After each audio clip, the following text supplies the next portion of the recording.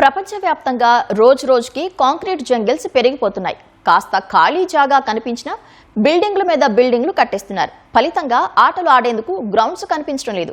హైదరాబాద్లో కూడా ఇదే పరిస్థితి నెలకొనగా జీహెచ్ఎంసీ వినూత్న ఆలోచన చేసింది. ఫ్లైఓవర్ల కింద తక్కువ స్థలాన్ని సైతం వినియోగంలోకి తీసుకొచ్చేలా స్పోర్ట్స్ ఏరినాస్ ఏర్పాటు చేసింది. అందులో బాస్కెట్బాల్, టెన్నిస్, క్రికెట్ వంటి పలు ఆటలు ఆడే ఏర్పాట్లు చేసింది. ఈ అవకాశాన్ని యువత కూడా వాడుకుంటున్నారు. ఈ స్పోర్ట్స్ ఏరినాస్ విశేషాలేంటో మా ప్రతినిధి శివరామకృష్ణ అందిస్తారు.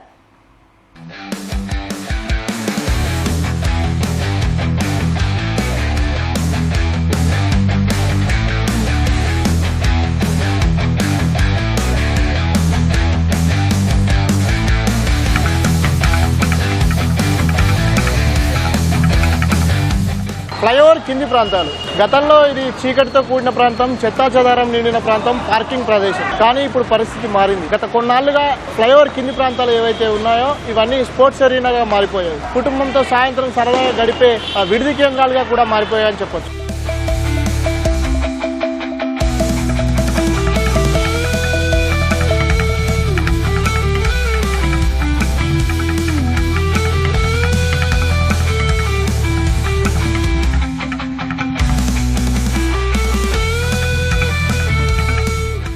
SRDP గత ప్రభుత్వం చేపట్టినటువంటి మంచి పనుల్లో ఇదొకటి. ప్రధానంగా 2016 నుంచి 2023 వరకు కొనసాగినటువంటి ఈ కార్యక్రమంలో అనేక ఫ్లైఓవర్ల నిర్మాణం చేపట్టారు. ఫ్లైఓవర్ల కింద ఉన్నటువంటి ప్రదేశం ఏదైతే ఉందో అది నిరుపయోగంగా ఉండకూడదని, పిల్లలకి ఉపయోగంగా ఉండాలి, క్రీడల అభివృద్ధి కోసం ఉపయుక్తంగా ఉండాలనే ఉద్దేశంతో ఈ స్పోర్ట్స్ అరీనాస్ ని నిర్మించారు. అయితే మనం ప్రస్తుతం ఎల్బీ నగర్ వద్ద ఉన్నటువంటి బైరామల్ గూడ ఫ్లైఓవర్ కింద ఉన్నాము. ఈ ఫ్లైఓవర్ కింద బ్యాడ్మింటన్, బాస్కెట్బాల్, అట్లాగే రోలర్ స్కేటింగ్, వాలీబాల్, క్రికెట్ వీటన్నిటికి సంబంధించి కూడా స్పోర్ట్స్ ని డెవలప్ చేశారు. నిత్యం ఇక్కడ విద్యార్థులు కానీ లేదంటే యంగ్స్టర్స్ ఎవరైతే ఉన్నారో వాళ్ళందరూ వచ్చి కూడా ఇక్కడ క్రికెట్ ఆడుతున్నటువంటి, అట్లాగే మిగతా గేమ్స్ ఆడుతున్నటువంటి పరిస్థితి. ఈ మొత్తం కాన్సెప్ట్ ముఖ్య ఉద్దేశం ఏంటంటే ఇక్కడ ఉన్నటువంటి ప్లేస్ ఏదైతే ఉందో దాన్ని సద్వినియోగం చేసుకోవాలి. అయితే ఫ్లైఓవర్ అంటే మనకు ముందుగా గుర్తొచ్చేది పిల్లర్స్ మాత్రమే. పిల్లర్ ని కూడా ఖాళీగా ఉంచకుండా ఒక మంచి ప్రయత్నం చేసినట్టుగా కూడా ఇక్కడ మనకు కనిపిస్తుంది.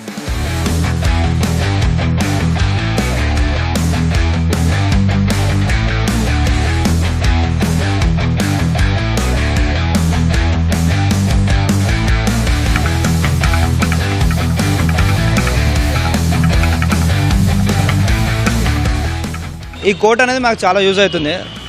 మాకనే కాదు, చాలా వరకు బాయ్స్ కానీ. ఎందుకంటే ప్రజెంట్ డెవలప్ అయిన తర్వాత ఇంతకుముందు ఇదంతా గ్రౌండ్ ఉండేది. ఇదంతా ఏంటంటే మొత్తం బిల్డింగ్స్ అయిపోవడం వల్ల చాలా వరకు ఆడుకోవడానికి ఎక్కడ ఛాన్స్ లేకుండా అయిపోయింది. అండ్ మనకు ఒక బాక్స్ క్రికెట్కి చూసుకుంటే 500-600 ఛార్జ్ చేస్తారు, నైట్స్ 1000 చేస్తారు కదా.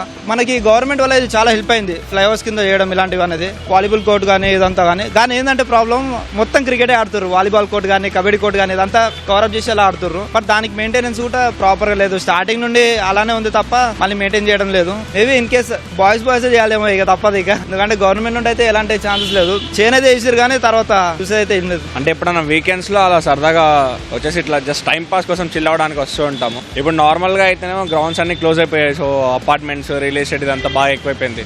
చిన్న ప్లేస్ లో ఈ డెవలప్మెంట్ అంటే మంచిగా అనిపించింది. ఇది ఒక కాన్సెప్ట్ బాగుందని, అట్ ద సేమ్ టైం మళ్ళీ ఇది ఫ్రీ అన్నారు, అది ఇంకా మంచిగా అనిపించింది. ఫస్ట్ థింగ్ అంటే పిల్లలకు కానీ బాయ్స్ కి కానీ కొంచెం యాక్టివిటీస్ ఉంటే ఇంకా బాగుంటుంది.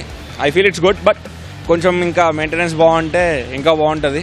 అన్నీ ఓకే ఉన్నాయి అన్న, కానీ కొంచెం రిమ్స్తో ప్రాబ్లం ఉంది. అవి కన్స్ట్రక్షన్ రివర్స్ చేసారు.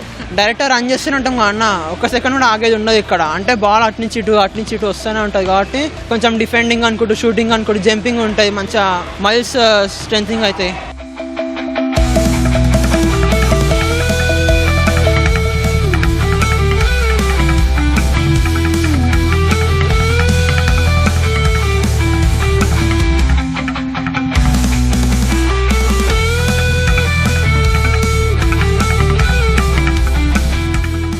నగరంలో ఉన్న మైదానాల కొరతను దృష్టిలో ఉంచుకొని ఫ్లైఓవర్ల కింది భాగం ఏదైతే ఉందో దాన్ని సద్వినియోగం చేసుకునే క్రమంలో భాగంగా చేసినటువంటి ఈ ప్రయత్నం క్రీడలను పెంపొందించడమే కాకుండా క్రీడాకారులకి మానసిక ఉల్లాసం, శారీరక దారుఢ్యాన్ని ఇచ్చేందుకు ఉపయోగపడుతుంది. అయితే ఈ నిర్వహణ లోపం ఏదైతే ఉందో దాన్ని సరిచేస్తే తప్ప వీళ్ళ ముఖ్య ఉద్దేశానికి మోక్షం లభించే పరిస్థితి అయితే కనిపించడం లేదు.